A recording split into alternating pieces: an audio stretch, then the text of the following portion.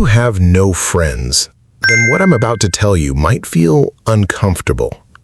Psychology says this isn't random, and it's not just bad luck either. There's a pattern behind it, a pattern most people never notice, but once you see it, you can't unsee it. And if you've been alone for a long time, there's a high chance you'll recognize yourself in these reasons.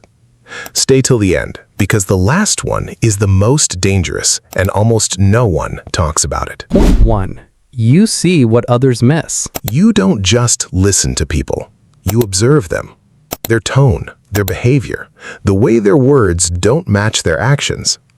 You notice small inconsistencies that most people completely ignore. And once you see that, normal conversations start to feel fake. So it's not that you hate people. You just can't pretend that you don't see what you clearly see. Point 2. Your brain never switches off. For most people, conversations are simple. They talk, laugh, move on. But for you, every interaction turns into analysis.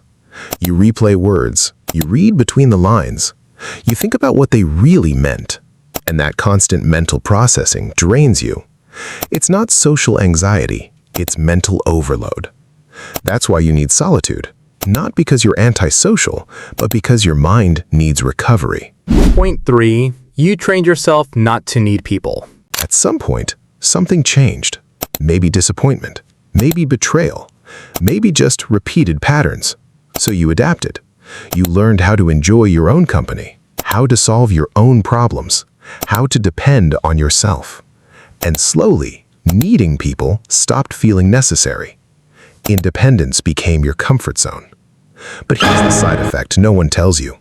When you don't need people, you also stop seeking them. Point 4. You test people silently. You don't trust easily, but you don't say it out loud either.